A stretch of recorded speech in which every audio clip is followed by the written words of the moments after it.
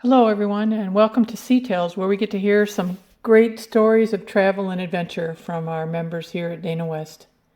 Tonight's speakers are Doug and Lois McPherson, and their presentation tonight is about traveling the Caribbean on their sailboat, SV Reward.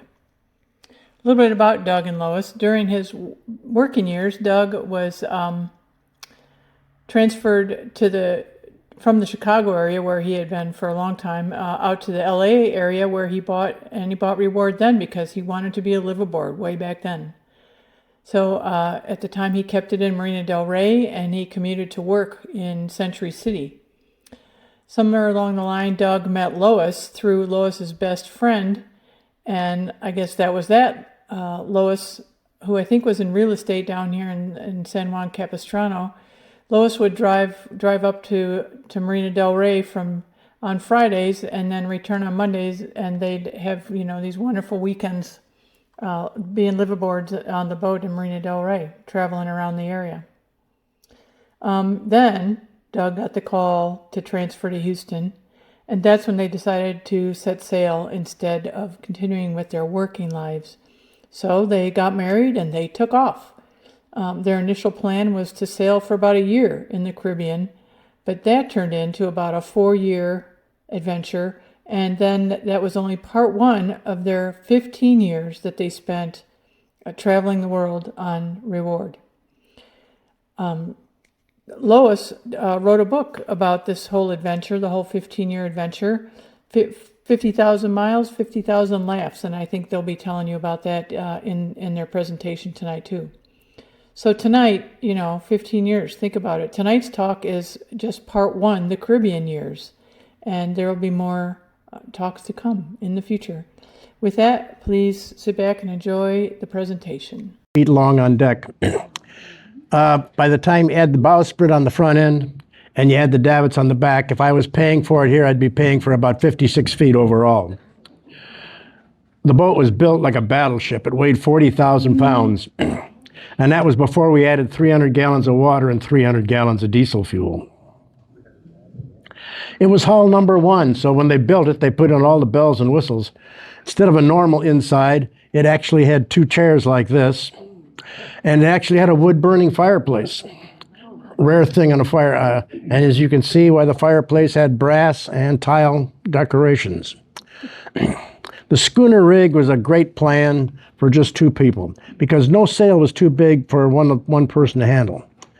The specs and the sail specs said the boat would sail upright and dry in a gale if you just had the jib staysail and the reef mainsail, and we later on proved they were right. The jib staysail you can't hardly ever see because it's just barely peeking out underneath the jib.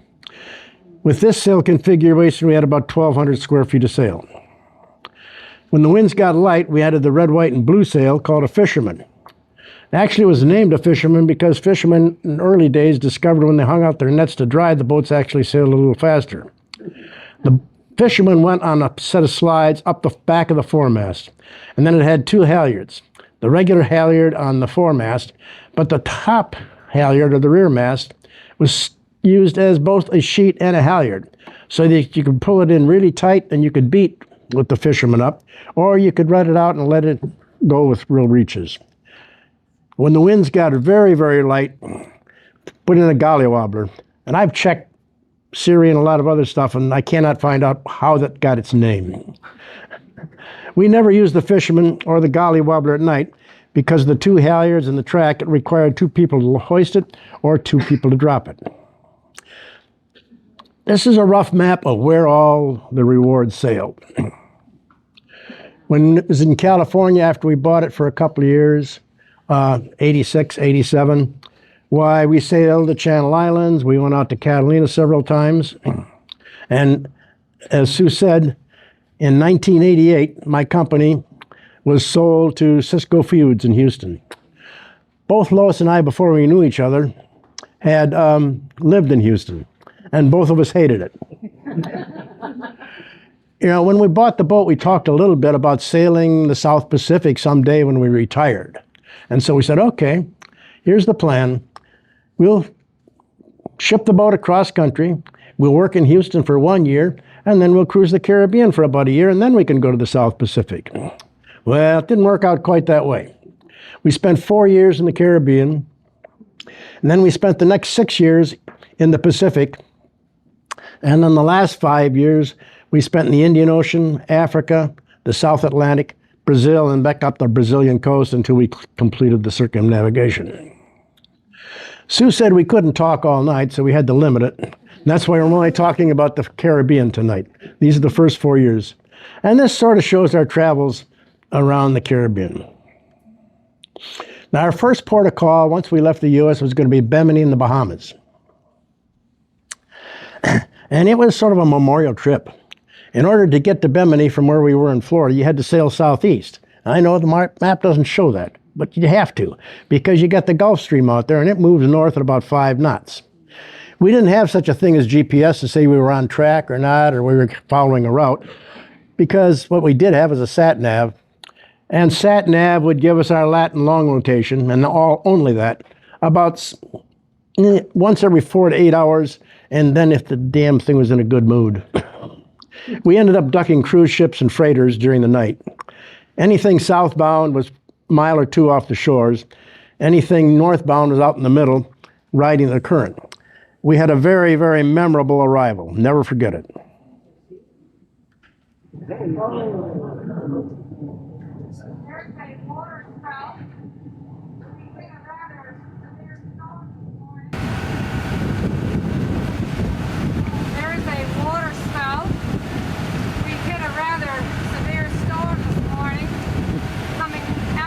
Across the Gulf.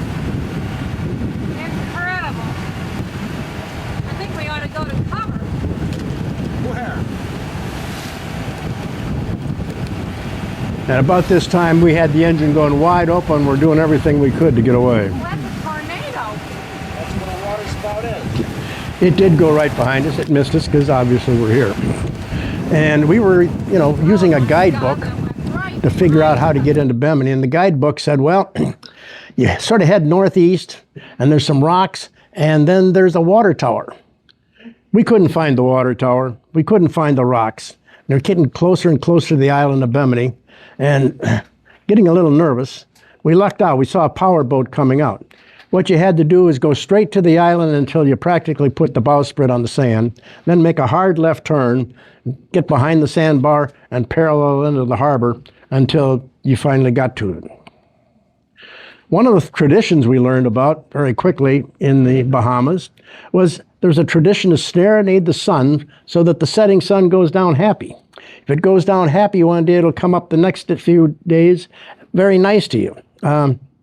Because of our trip across, obviously, we hadn't serenaded the sun properly.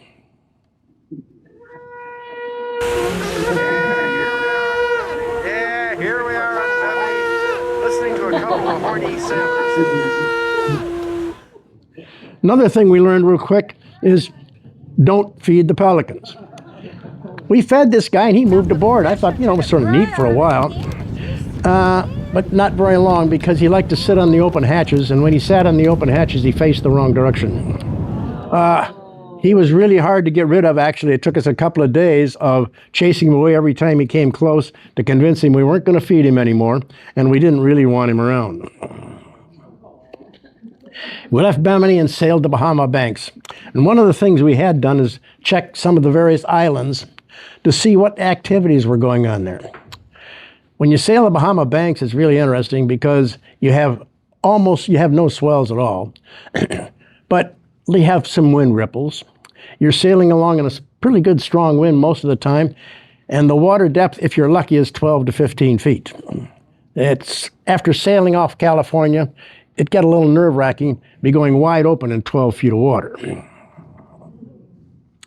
But we did catch an activity down in Georgetown called the Family Island Regatta. And a whole bunch of islands each had a team. The team brought their sailboats, and they sailed on and off and had regatta lasted a week. And they had Class A, Class B, and Class C boats. This is an A-boat in the Family Island Regatta. This guy, he is flying. Look, see how many people they have on a boat. It is exciting.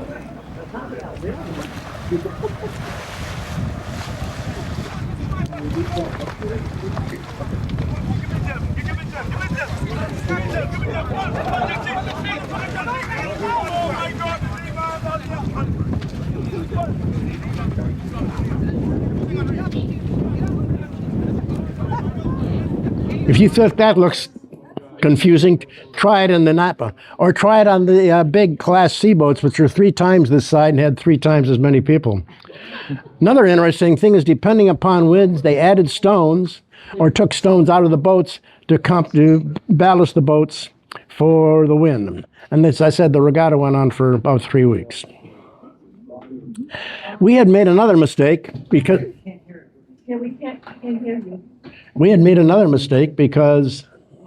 we had agreed to meet my sister and my brother-in-law in the Virgin Islands, actually before we left the U.S. It was a mistake. We sort of ran out of time. Most boats, when they left the Bahamas, followed the yellow line, the thorny path. They stopped in the Turks and the Caicos, the DR, Puerto Rico, and 8 to 10 to 12 stops, and it took somewhere around 800 miles. As the crow flies, it's only 550 miles from Georgetown to the Virgin Islands. We decided to go straight through. We ended up sailing 1,150 miles in 10 days. Once you get to the Virgin Islands, you're never out of sight of land. Most of the islands on this chain are pretty high, and the only time you have to worry about an overnight is going to Barbados or to Grenada. And the distance from Grenada to Trinidad was about 100 miles. You could go back and forth between the islands, and you had to clear in and out of customs very often. Most customs were open from about 8 to 5, and they were pretty sticky about you couldn't come up to their island and then stay offshore overnight and then try and clear in the next morning. They find people fairly regularly. So if you move from one island to the other, you had to time the customs move also.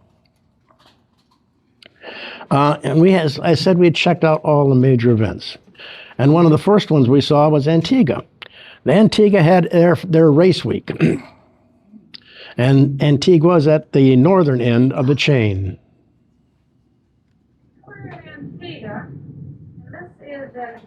We're in Antigua, and this is an antique or classic boat parade. Tomorrow starts the race. This is one of the classic boats that'll be racing tomorrow. Here's Invictus up close, the one that did the 5-year circumnavigation. Just glad I don't have to varnish this boat.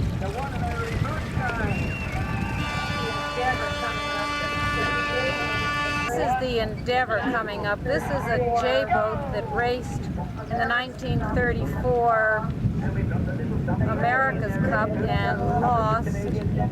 I guess it was British. It's 130 feet long.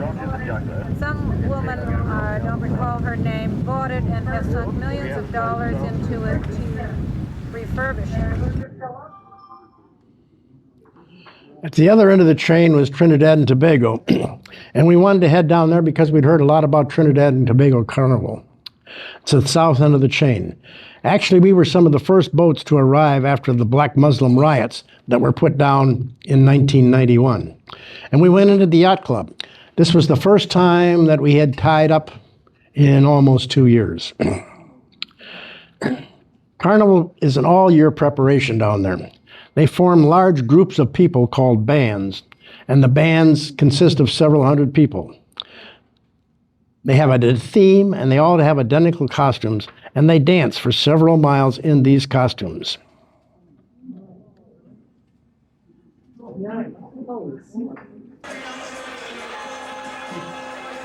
While they have the costume parades, try dancing for several miles in one of these. They also have, during the same period of time, their annual pan band competition and the annual karaoke competition. The party goes on for a week or more, but everything ends on Ash Wednesday.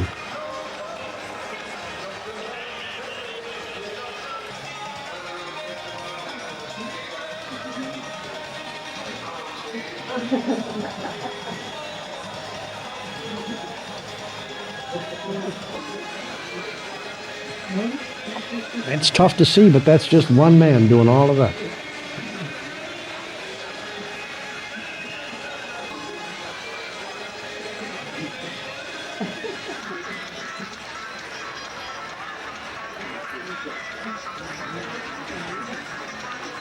Trinidad, Port of Spain, Trinidad, actually. We spent some time cruising, as I said, back and forth up the island, sort of at a whim, no real schedule, no plan. But we did spend some time down in the island of Beckway, which shows here on the map as Port Elizabeth.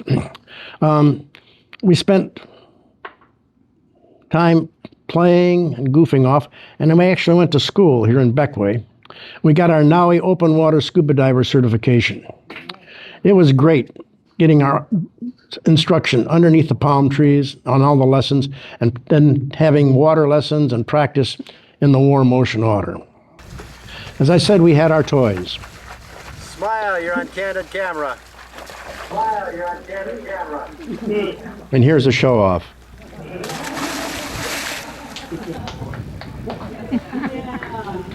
One thing becomes obvious, she was a lot better on this thing than I was.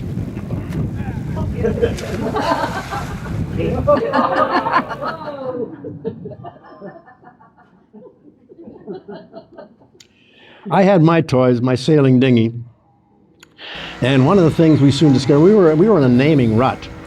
We had the bonus, we had the reward. The sailing dinghy we called bonus.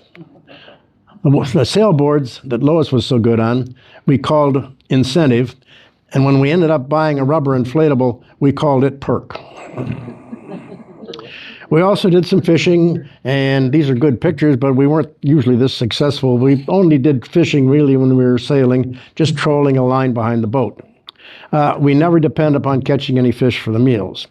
And we were in the right spots while we dove or snorkeled for lobsters and conch.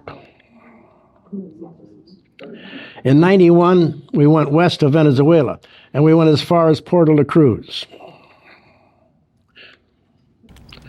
There were 94 boats here on Saturday. You can see it's a cruising paradise. Lots of services, lots of social life.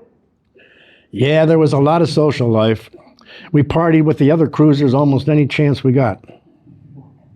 We partied on the islands off Venezuela. We're having our 4th of July picnic at a little fishing shack, as you can see. And this is part of the crew that's here. There's 8 boats of us. We let in a Canadian and a Brit. So they're honorary Americans today. The Canadian brought their flag. I'll show you that.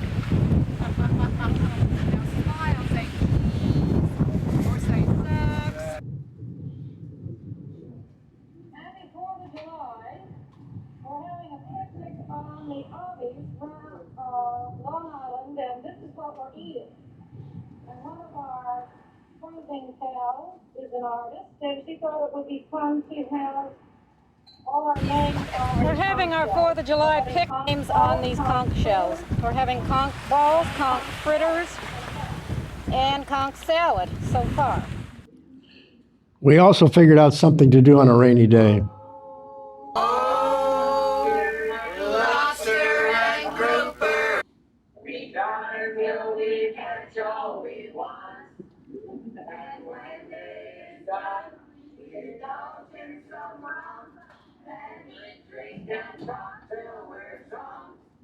Oh, lobster and grouper and conch, we dive till we catch all we want.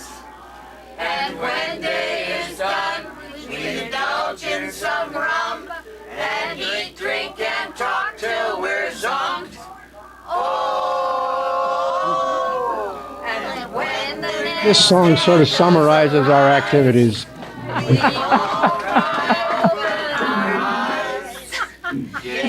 When we were in Puerto La Cruz, we heard about a tour to the world's highest waterfall, Angel Falls. So we booked a trip on it. Several cruisers got together. we walked out to the airport, and man, here was an old DC-3, and it was older than I was. We got on board, and if the DC-3 wasn't bad enough, the pilot was sitting there in an undershirt. He had very thick glasses on, and so the co-pilot ended up doing all the flying. First, they took us to this waterfalls, and they told us they were going to take us to this waterfalls in this national park in Venezuela. And most of us brought bathing suits and got a good, solid freshwater bath for the first time in a long time. After lunch, the old pilot took over, and he flew into the canyon and to give us a good view of the falls. He did U-turns and he did units and he went back and forth until, we got some pretty good pictures here. One of the problems was, and thank God he was a good pilot, I guess, because we came very close to the walls. It was a fairly narrow canyon, and we're in a DC-3. There were times that wingtip, I swear, was no more than 50 to 100 feet away from the walls. But we survived.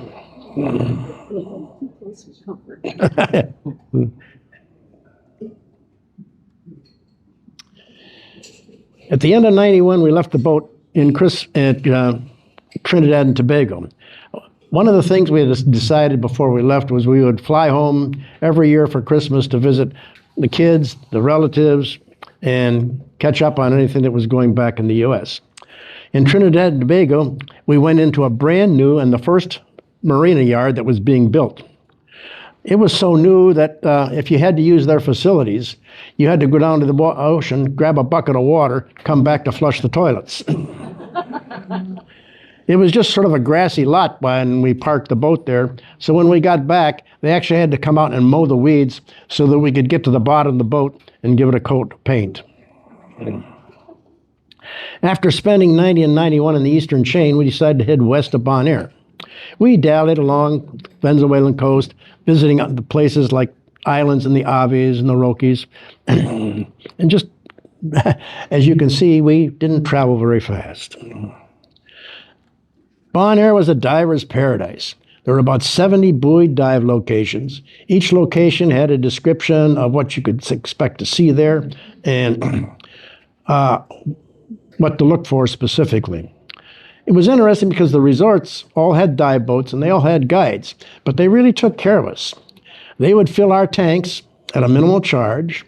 They let us use their facilities to clean the equipment. They'd store the equipment for us. The next dive, they used their showers, and some of them even had great hamburgers. The dive sites.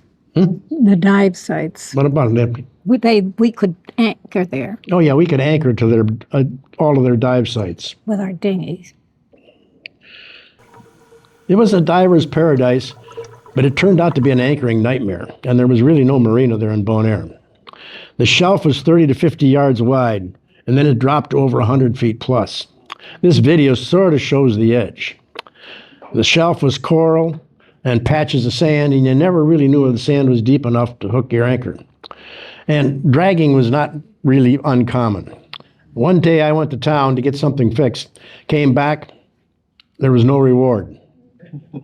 I looked out and I said, I had to know we had a slight discussion last night, but I didn't think it was so bad she was going to run away with the boat.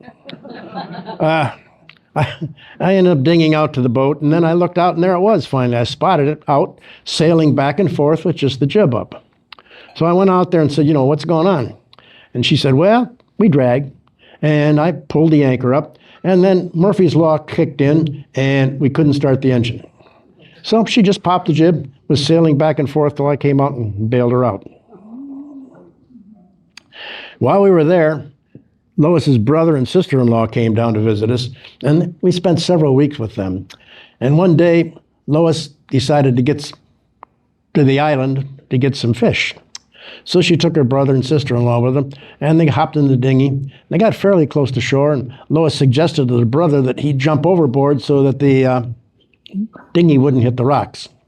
He jumped overboard and disappeared. Up came a hat, then up came the brother sputtering. Lois said, well, I didn't think the water was that deep, but because it was so clear, it really was so clear, you thought it was Now, she maintains it was an accident to this day.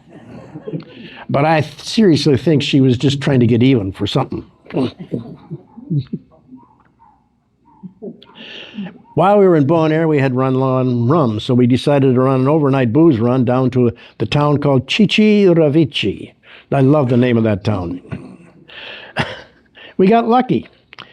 We arrived just in time for the festival of San Juan Bautista. In Chichiravici, it was a symbolic marriage of the land and the sea gods. St. John was brought from his island, or from his land spot, to the boat to meet the goddess called Yema, which was taken from one of the islands.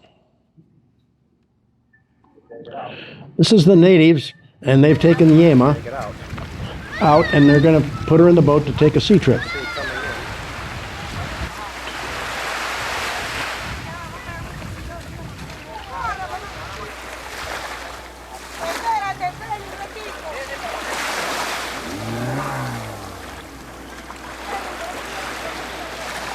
And here comes St. John. And they symbolically joined together out over the water. There were lots of boats, lots of crowded boats, and lots of activity. Lots of partying.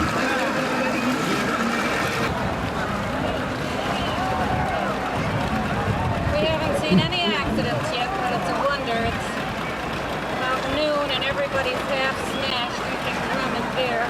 We're good. After they got together like this, they headed up the river to a grotto that was up there that was sort of a religious spot. There were religious carvings. Statues to Indian hieroglyphics, apparently, from what we've heard. And we thought, all right, after the ceremony up there, the party would end. Wrong. We thought the party was over, but they all came to join us. We're anchored here, and they all came back. But not all 200 boats that started down there. After we got back to Bonaire, why, this customs man came down and he said, well, you know, how much rum do you have? And I said, well, we got 3 cases, which, you know, rum was a good buy. We could buy it for about $1 a bottle in Venezuela. And he said, well, you know, how long are you going to be here? And I said, oh, you know, another 10 days, 2 weeks. He says, oh, you need at least 1 case for that. But I'm going to have to impound the other 2. And I thought, oh, you know, here we go. What a nonsense. He said, don't you have a cabinet on this boat someplace? So we looked around. We found an open cabinet. We stuffed 2 cases in there. And he took a little white zip tie and just put it around the handle. 2 weeks later, we went to clear out. I said, well, you know, don't you want to come down and cut the zip tie? And he said, Mr. McPherson, don't you have a knife? I said Bonaire was really great for the divers and really friendly people. Great time. We left Bonaire and headed west, further west, stopped at Curacao, stopped at Aruba, spent some time there. And we were sailing one night along the Columbia coast, and something flew over, a plane flew over. And we didn't know, you know, what was going on. But later on that night, when Rose was on duty, we got a big boat came up behind us and flashed their spotlight on us and said, reward, get on your radio. And we got on the radio and they talked to us and they said, this is the U.S. Coast Guard and we are going to board you. So we said, well, you know, we don't have to. We said, should we continue along? They said, well, yeah, continue along.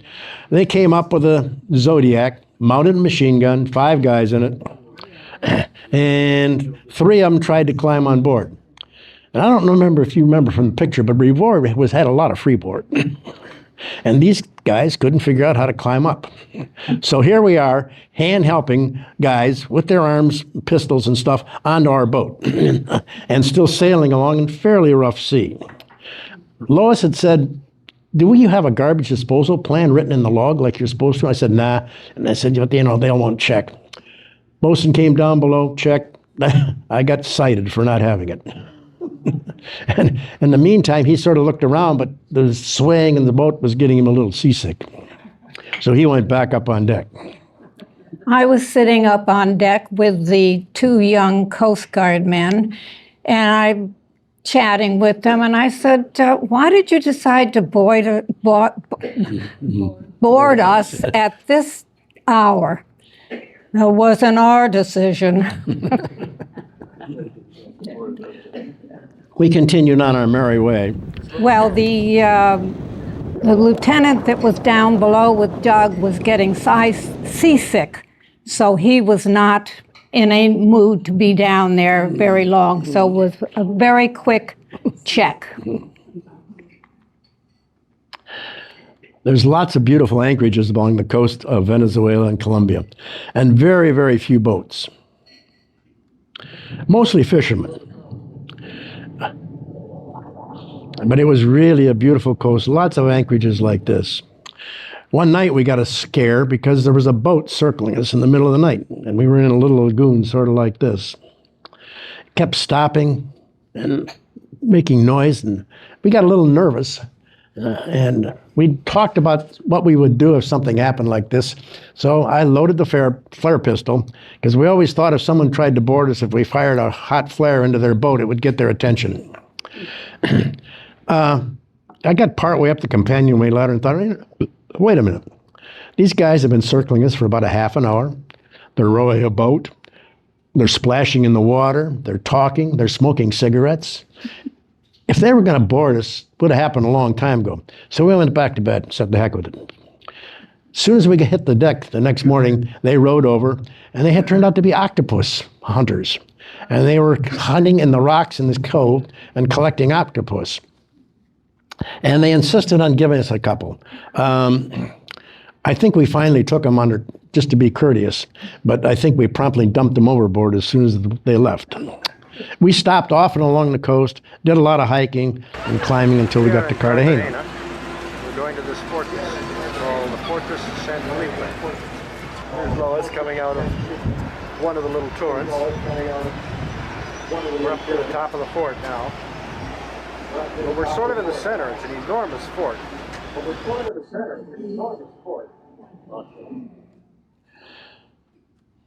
A lot of the city was walled, and we found out the wall was actually started back in 1586, and the reason was because Drake came by and sacked the city.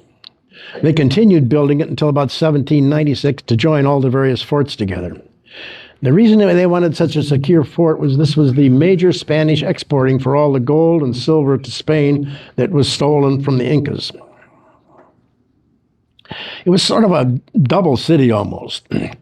This is a very modern part of the city that covered one island, looked almost like downtown Miami with all the high rises and everything else. Then there was the other part of the city that was quite poor. Even when we were there, why, it was a very safe city because the drug cartel bosses had determined that this was a resort area. And so there was no crime. And one of the things they had here in this city was what they called tourist police. And they were always available. You could stand on a corner and look just lost or something, and almost immediately you would have a tourist policeman at your side. They spoke good English, and they'd give you directions, or if they thought the directions were too confusing, they'd actually lead you to wherever you wanted to go. And when you got done with the city, they'd hail a taxi, and they'd tell you how much to pay so that you never overpaid the taxi. We left Cartagena and sailed 90 miles, sailed to the San Blas Islands. The San Blas Islands are strung along the coast of Panama, about 90 miles east of Panama City, or Colón. There's 350 islands. The Panama mainland is only a few miles away from them, and it's about 5,000 feet high. There are lots of small islands. They're low, sandy, and as you can see, they're just covered with coconut trees.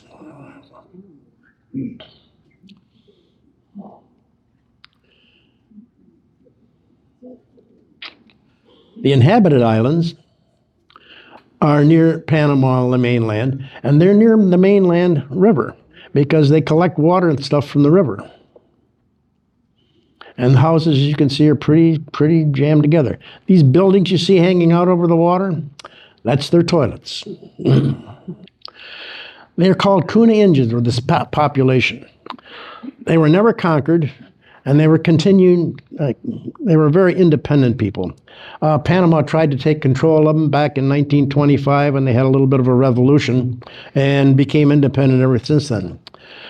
They are considered to be sort of the last of the full-blooded Caribbean strain of warriors that were the warriors all over the Caribbean at one point in time. As you can see, they're sort of short people. They're friendly. And they were very nice. They spoke their language, Kuna. They spoke some English, or Spanish, and a little bit of English, and most of the English speakers had been people that had worked in the Panama Canal Zone for a while. Their huts looked like this. They were really spaced close together. A hut was typically 20 to 40 feet, had absolutely no partitions, had a dirt floor, little or no furniture. Everybody slept in hammocks, and there was absolutely no privacy. All the cooking was done outside over coconut husks, and all the fires and the cooking was done by the older women. The houses were just jammed together in the villages, and they had lots of kids. This guy was Charlie Brown. He was the head man of this village, and he sort of took us under his wing and would lead us around and show us things. He even took us into one house to show us a guy that had been laying there in a year for a coma. The kids liked to play, and so did Lois. And they got a little ball game going here.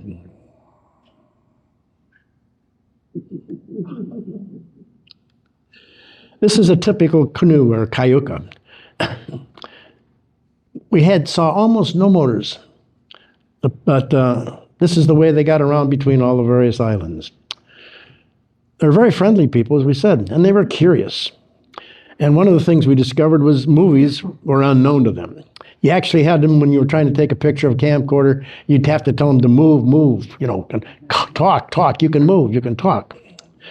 And one of the things we did was show them, take pictures of them, and then show them videos on our TV. And that was really, I think that got us to be more friends with a lot of them than a lot of people. It's interesting because it's a matriarchal society. All the married daughters stay home. Their husbands then come to work for their father-in-law, and they work in the extended families. The women care for the kids. They do the cooking. They sail up the rivers to wash clothes and gather fresh waters when they need it. And they have small farms on the mainland. And in their spare time, they make molas. All the property is owned by women. All the traditions, all the religions, all the customs, all the ceremonies are all centered on the women. The men do the hunting and the fishing. And a lot of these men could free dive down to 40 feet. The young boys and the old men gathered the coconuts. Lobsters were really a cash crop. And almost every day there was a single-engine plane that would fly in to a mainland airstrip that was near one of the cities and buy the lobsters directly from these fishermen and then take them back to Panama. We decided we wanted to see how the river worked for the women, and we decided to try it. It really wasn't easy. We are in the Rio Diablo in Panama, and we are fording the river. We happened to be lucky and celebrate their freedom from Panama in 1925. All the boys put on red paint, dressed up in costumes, and became freedom fighters. We happened to be handy whites close by to stalk. And that was us, the token whites.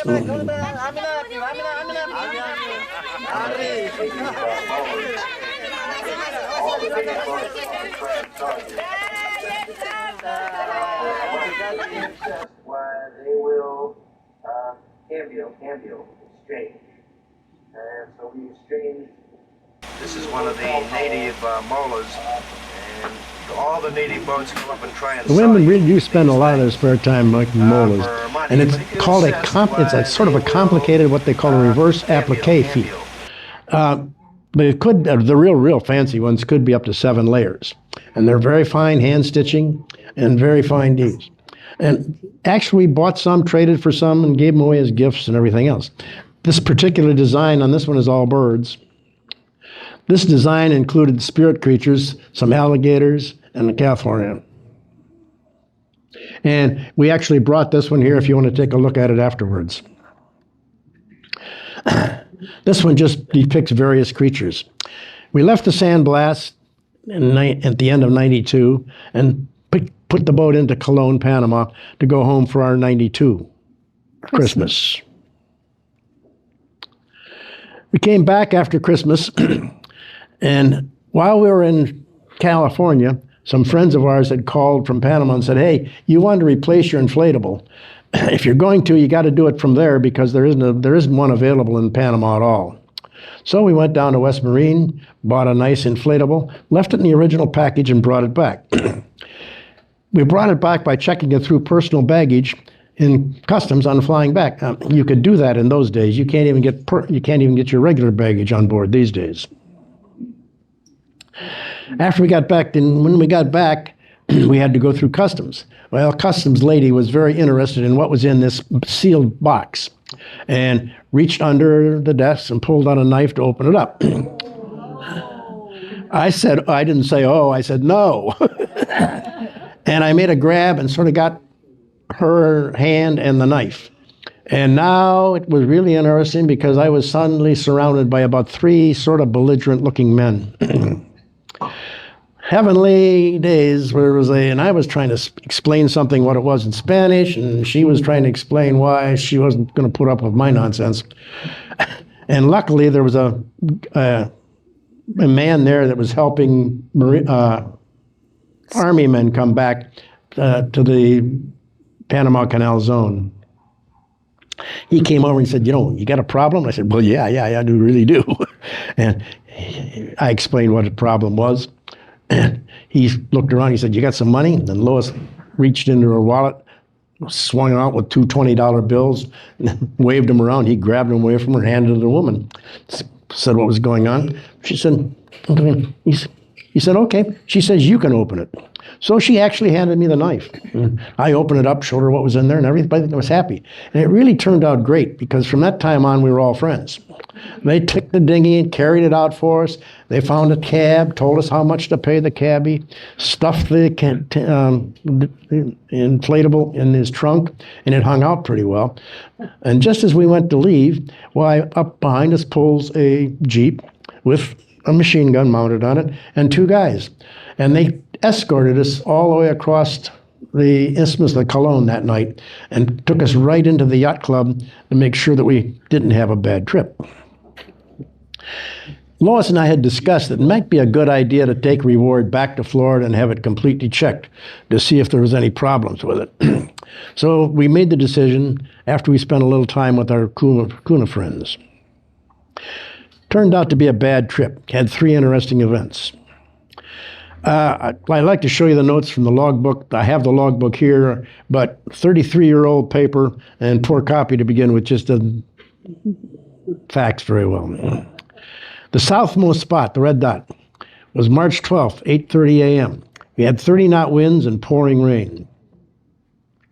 We were sailing on, making really good time, when a solid wave came up, hit the bottom of the jib, and just split the jib completely off the tape from top to bottom.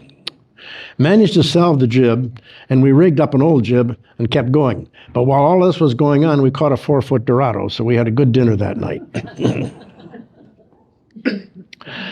The second spot in the middle happens to be Grand Cayman Island. March 31st, we anchored at the harbor at 7:30 after 300 miles at an average speed of 6.8 knots. Harbor security said you had to wait for customs, which would come about 9 o'clock.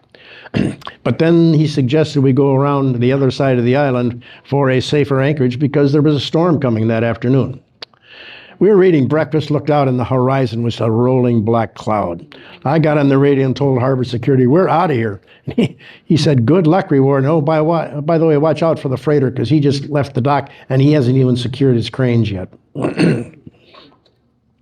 We got hit by a 55-knot wind. The Bimini just collapsed. The anchor winch failed after I got in something, and I pulled all but I could except the last 30 feet. Lois couldn't see because of the rain in the Bimini, and I couldn't hand pull the anchor winch anymore, so we swapped places. Lois went forward with the hand crank, and she worked on that, and I got the Bimini far enough out of the way we could steer and maneuver the boat and go around to the lee side of the island. We stayed there in the Grand Cayman, did some diving and did stuff, repaired the anchor winch, and we stayed until March 31st. and then continued on our trip to Florida. The northmost point we hit on April 4th, 11:30 p.m., latitude 2435 north, longitude 8412 west. We were motor sailing. And this main was up to give us some stability. And we got hit by a 35 knot wind. I felt the boat really heel over and heard Lois let go the sheet on the main. And I stuck my head up the companionway and says, "Everything okay?" And she said, "Well, yeah, no. The mainmast just went down. We lost the mast, the boom, the sail, the rigging. In the process, the mainmast bent over the sissy bar. It was pumping up and down inside the boat because the mast was keel stepped, doing damage down there. We got some plywood between the tip of the mast and the floor, so it didn't tear up too much. We took clevis keys out, or took cotter keys out, took the clevis pins out with a hammer, and then we had to wait an hour before the doggone mast bent up and down long enough before it broke in half. The next morning, I rigged a separate antenna because our backstay had been the antenna, and I rigged one up. I got on the single sideband radio to hail the Coast Guard hailing station. I said pan, pan, pan, because we weren't in any danger or not injured. And I did not get an answer right away. And then somebody comes on and says, "Oh, this is Overseas Alice." And I said, "Oh, are you the Coast Guard answering service?" And he said, "Oh, no, we're a freighter out of New Orleans, and we can come by and give you some fuel." I thought we might be a little bit out of fuel. And he said, "We could drop a 55-gallon barrel of fuel for you," which we found we had no way to put it on the boat because our main mast was down and our foremast was dangling. So we did not have to get it. We managed to limp into Fort Myers Harbor. You know, while we were heading back, we said, okay, what are we going to do now? What are we going to do now? And actually, we never considered quitting. But what we did decide pretty quick was, hey, we got the opportunity now, let's buy a roller furling. Well, we went into Fort Myers, as Lois said, and one of the reasons we went there is I had an aunt that lived there and a cousin. The aunt let us use her car whenever we wanted to so we could run of all our tours and done. My cousin was a sailor and had lots of contacts. And it was really helpful that he had the contacts because trying to find someone that's really willing to remast a boat was pretty tough. We finally did find someone that would not only do that, but would let us live on board the boat in the yard while they were working on it, paint the bottom ourselves, do all that sort of stuff. 3 months later, we finally set our new roller furling mast.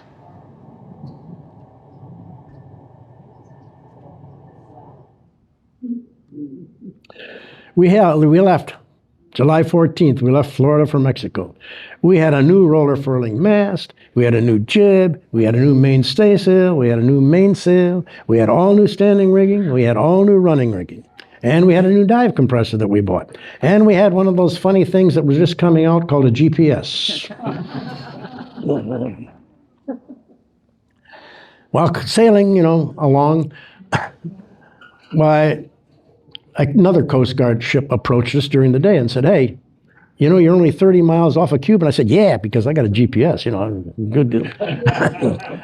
And he said, where were we from and where were we going? And I said, well, we were from Fort Myers and we were headed for Cancun, Mexican coast. And he said, well, you aren't going very fast. And he was right. I mean, we were basically becalmed just sitting there.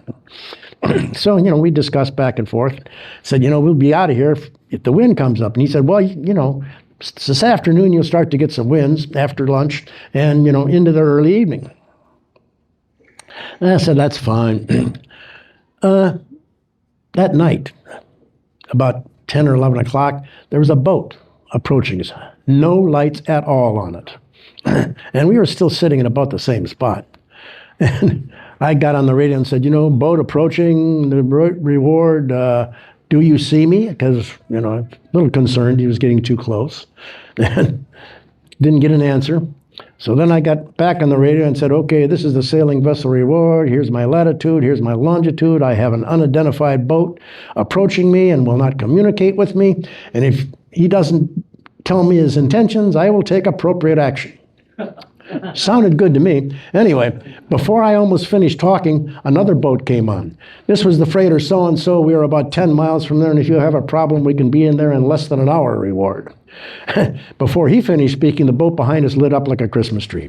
Every porthole, every light, running lights and everything else, and said, this is the U.S. Coast Guard reward. You said you'd be out of here.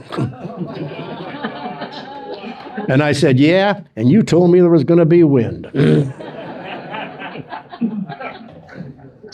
Well, we had a new compressor. It could fill our dive tanks. So we had to make sure it worked. So we dove lots. We started in Cancun and we dove literally all the way down the Mexican coast. Until we got here. We anchored off the Tulum ruins. It's the only Mayan city that was ever built on the shore.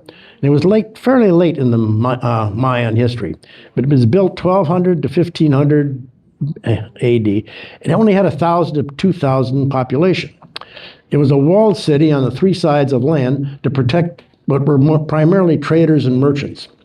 Well, we dinghied ashore, toured the ruins, and went out front to see the shops. And, big problem. You were supposed to pay to enter. We had come by dinghy to the shore, and we didn't have money, we didn't have wallets, we didn't have anything else.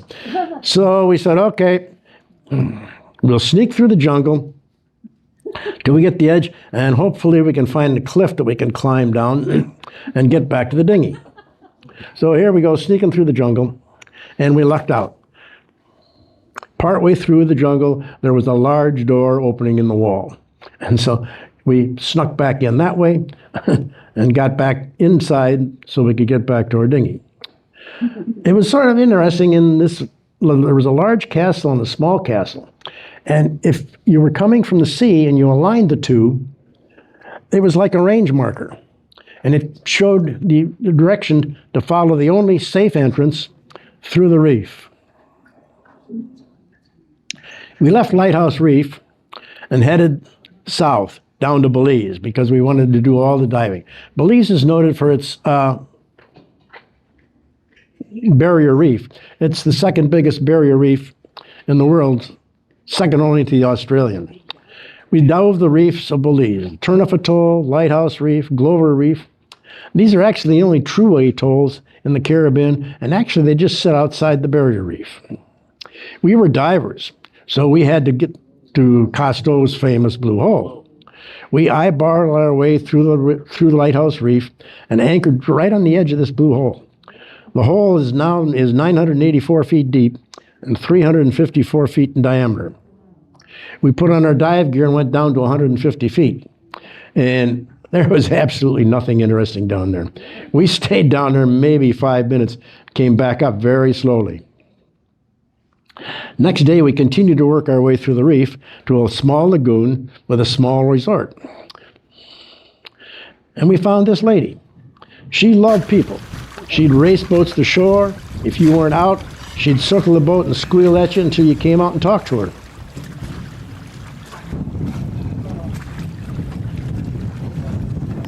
They're both having a good time there. We left Belize and sailed up the Rio Dulce River to Lake Isabel. Sailing along. Very, very light breeze today. I like Reward sailing along. And this is one of the few times we Very, actually very use light the golly breeze wobbler. today on Lake Isabel.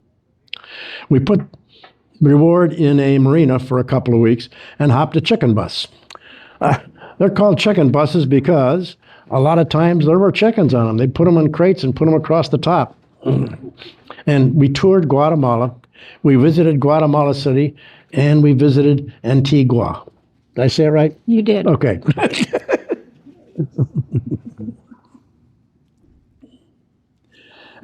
We toured the cities, as I said, and then we decided to cross the border into Honduras. And this is a real fancy border. In fact, you can't quite see it, but there's a little stream just beyond this. And in order to cross the stream and keep your feet wet, you want to cross on a 2x8 plank. The reason we had crossed was to see Copan, which was another Mayan ruin. In fact, it's probably the most famous Mayan ruin. It actually furnished from 400 to 800 AD. And it's noted for its stone monuments, and that's Lois looking at the stone monument there, and then what they call heteroglyphic stairway. The stairway is actually over 1,000 carved steps, and each part of the step is used to denote part of the history of Copan. The population in its heyday was 5,000 to 10,000 people in the city, but over 30,000 lived in the region. It was special interest because parts of it were still under excavation. Here's one of the pyramids, and halfway up you can see a man. If you can see him real carefully, you can't see him, never mind.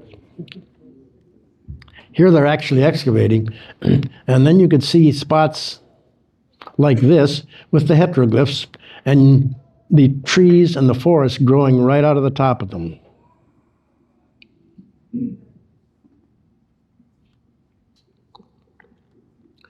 We went back to Antigua, and Antigua was surrounded by volcanoes.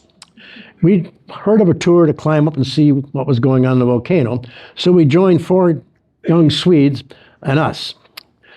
We should have known we were going to be in trouble, because when we got to the base of the cinder cone, they issued us flashlights. Well, climbing in cinders is quite a process. You take 2 large steps forward, and then you slide back a foot. And you take 2 steps forward, and then you slide back a foot. And we did that until we got to the top, and we got close enough that the ground was actually warm. But when we got to the top, the Swedes actually clapped and cheered us. Old folks made it. We stumbled down through the cinders, down through the lava field in the dark, and that was even harder. Next day, we saw some of the Swedes, and everyone decided that we were very tired. We spent about a month diving the Bay Islands off Honduras, that yellow stripe. And Honduras was great for shrimp. So we thought, well, good deal. We bought 10 pounds of frozen shrimp. And then one day, listening to the weather, we heard, okay, a storm was coming, and we were going to get a good west wind.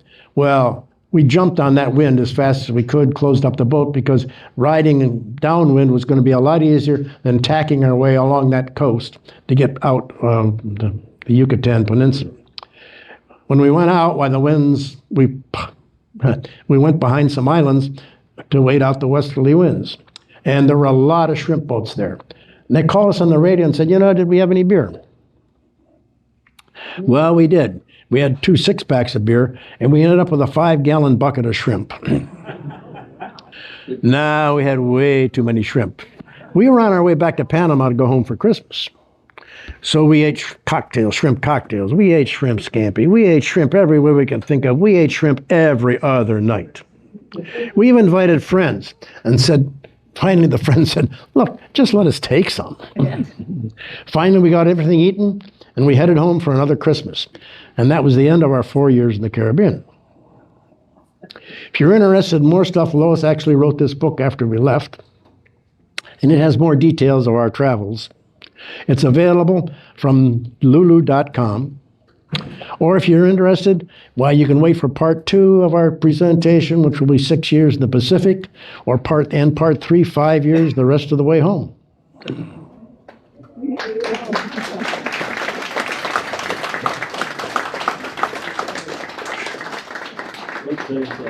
So I just want to say, this is awesome to me. I love hearing this stuff, and I hope you guys enjoyed it as much as I did. So big round of applause for Doug Lois.